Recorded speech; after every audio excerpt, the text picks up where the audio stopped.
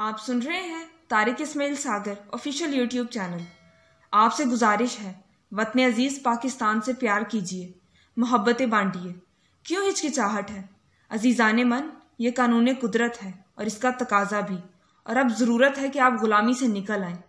چلیے سمجھاتی ہوں۔ اگر دنیا میں تیل کی پیداوار کے حوالے سے 10 بڑے ممالک کا ذکر کریں تو معلوم ہوگا کہ ان 10 میں سے 2 دیوالیاں ہیں، ایران، وینزویلا۔ ایک تباہ ہو چکا ہے، عراق، اور ایک 30 سال قبل کئی ٹکڑوں میں تقسیم ہو چکا ہے، سوویت یونین۔ جن اربوں کے پاس تیل ہے وہ غلام ہی ہیں۔ باقی امریکہ، کینیڈا وغیرہ کے بارے میں اگر آپ کو لگتا ہے کہ آج وہ تیل کی پیداوار کی وجہ سے اس مقام پہ کھڑے ہیں تو یقین جانیے آپ کو اس بھیانک خواب سے جاگنے کی سخت ضرورت ہے۔ تیل رب کی ویسی ہی نعمت ہے جیسے پانی، زراعت اور دیگر معدنیات نعمت ہے۔ آپ کے پاس تیل تو نہیں، لیکن کھیوڑا دنیا میں نمک کی دوسری بڑی کان تو ضرور ہے۔ مگر پاکستان کی غریب عوام تک نمک سستی قیمت پہ پہنچ پاتا ہے؟ نہیں۔ آپ کے پاس تیل تو نہیں، مگر گنے کی پیداوار میں آپ کا 5واں نمبر ہے۔ لیکن موجودہ حالات میں کیا آپ مناسب قیمت پر بھی چینی حاصل کر سکتے ہیں؟ نہیں۔ آپ کے پاس تیل تو نہیں، مگر آپ گندم کی کاشت میں پوری دنیا میں 9ویں نمبر پر ہیں، تو کیا آپ کو سستی روٹی میسر ہے؟ نہیں۔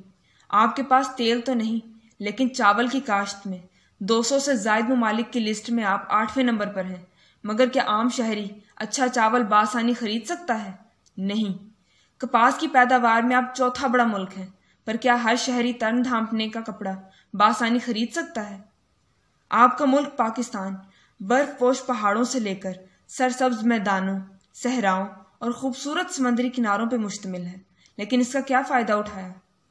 پاکستان دنیا کی سب سے بڑی نہری آب پاشی کا نظام رکھتا ہے۔ پاکستان دنیا کی مجموعی زرعی پیداوار کا 25% دیتا ہے، لیکن آج بھی تھر میں بچے غذائی قلت سے مر رہے ہیں۔ آپ کا ملک دنیا میں کھیل کے ساز و سامان کی 80% ضروریات پوری کرتا ہے، لیکن کیا ہم فٹ بال جیسے عالمی کھیل کو ملک میں فروغ دلوا سکے؟ نہیں۔ آپ کا ملک کوئلے کی پیداوار میں 4تھے اور کوپر کی پیداوار میں دنیا کا 7واں بڑا ملک ہے، مگر کیا آپ ترقی یافتہ ممالک کی فہرست میں شامل ہو سکے؟ آپ کا ملک پاکستان دنیا کے 4تھے بڑے ملک کے طور پر انٹرنیٹ استعمال کرتا ہے، لیکن منفی استعمال۔ آپ کا ملک دنیا کی 6ٹھی بڑی فوج اور صف اول کی انٹیلیجنس رکھتا ہے، لیکن پچھلے 15 سالوں میں دہشت گردی کے خلاف جنگ میں 93,000 سے زائد پاکستانیوں کو قربان کر چکے ہیں۔ پاکستان سائنسدان اور انجینئرز کی تعداد میں دنیا کا 7واں بڑا ملک ہے، لیکن کیا یہ سائنسدان اور انجینئرز آپ کے ملک کے لیے سود مند ثابت ہو سکے؟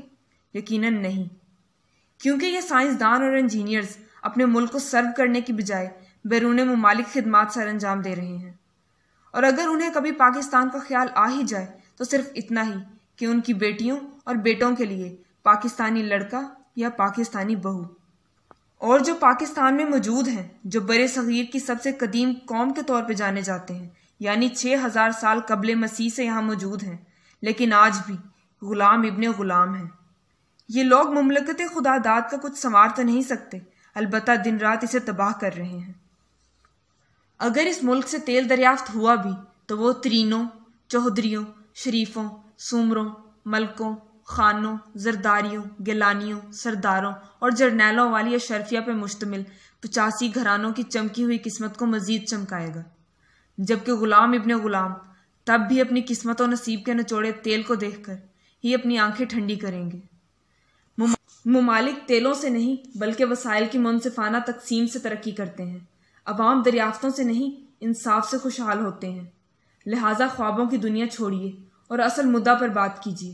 یہاں تو آدھے عوام حکومت کو کوسنے اور بقیہ آدھے حکومت کی اندھی تقلید میں لگے ہیں، مگر معلوم کسی کو نہیں کہ ہماری بقا کس چیز میں ہے۔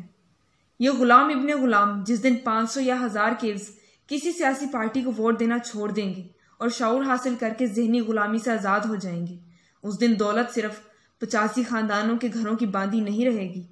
اس دن پاکستان میں نہ صرف ان چیزوں سے فائدہ اٹھایا جائے گا جو کہ میسر ہے، بلکہ نئے دریافت شدہ وسائل کو بھی منصفانہ تقسیم کی جائے گی۔